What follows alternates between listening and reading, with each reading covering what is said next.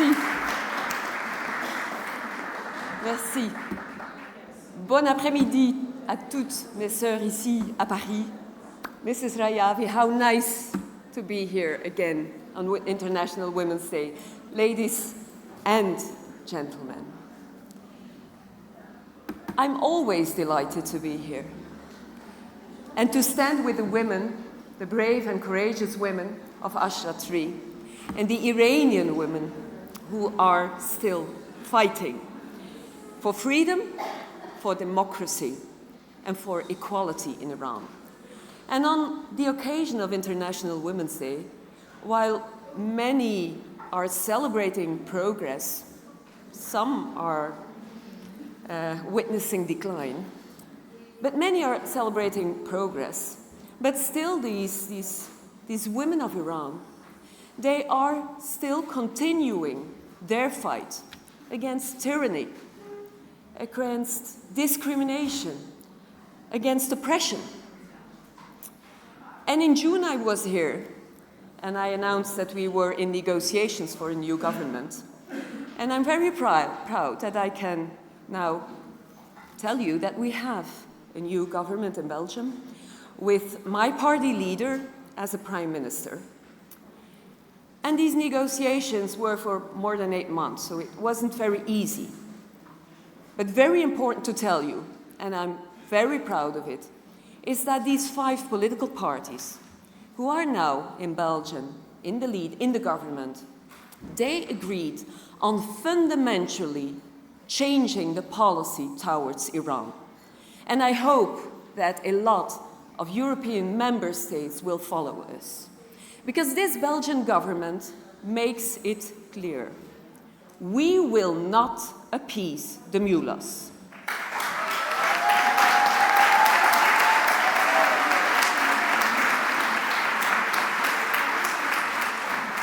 We will not look the other way while Tehran continues its discrimination against women, against political dissidents, and against ethnic and religious minorities.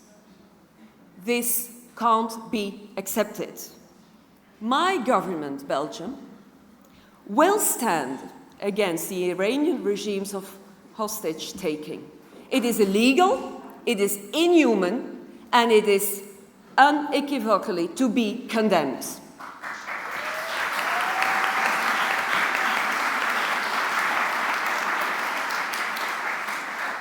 Belgium will also push the Iranian Revolutionary Guard Corps, the ERGC, to be blacklisted as a terroristic organization.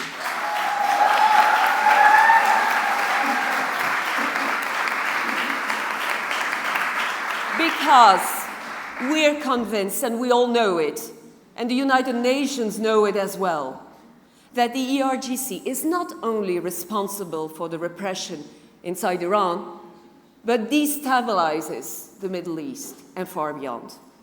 And this can't be unpunished.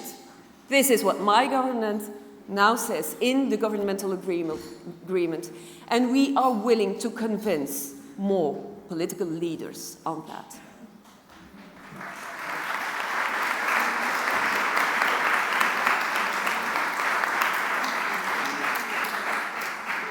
We were listening to Mrs. Rayavi. It's always a pleasure to listen to your vision. And I was thinking that this regime's inhuman attitude towards women, it is not accidentally. It is central of their ideology. This oppression of women, it isn't just a matter of some discriminatory laws. No, it's a pillar of the theocratic dictatorship.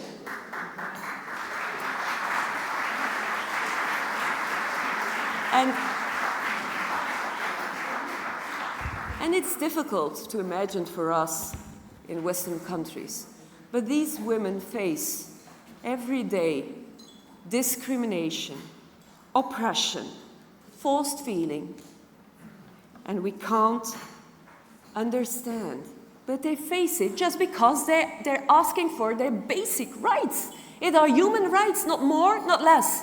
So we should support them.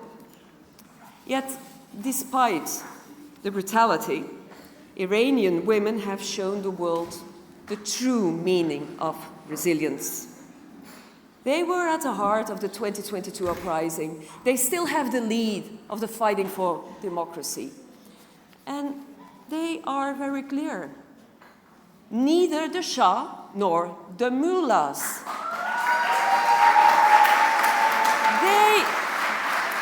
They object.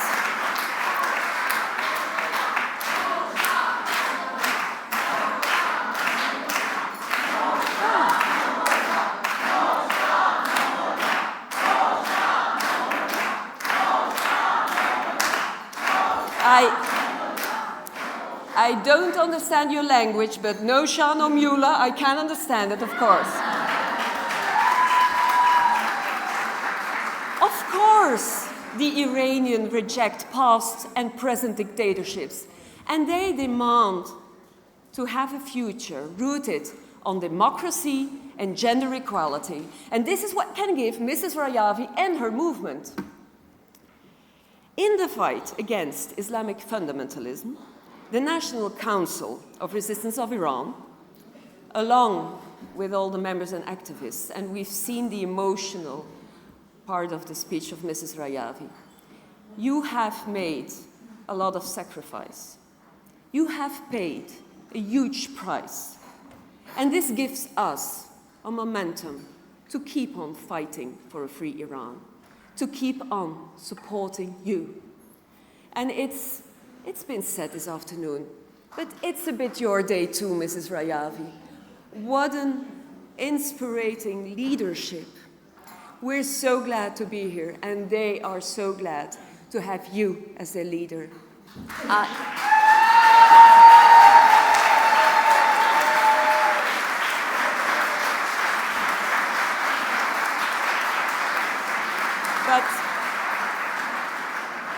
But of course, a leader needs a team.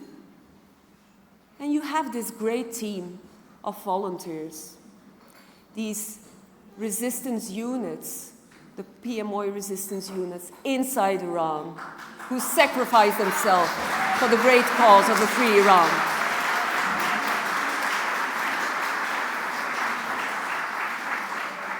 Your 10-point plan sets out a vision for a democratic republic with, and this is very important, with gender equality, but where gender equality is not only promised, but practiced.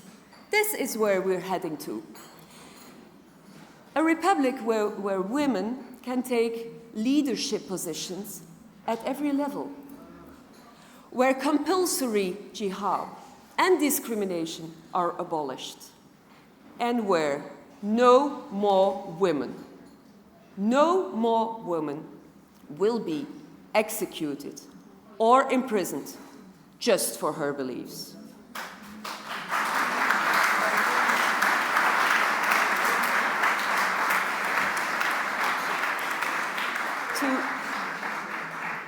To all the brave women of Iran, you are a true inspiration, not only for your fellow Iranians, but for people from all over the world.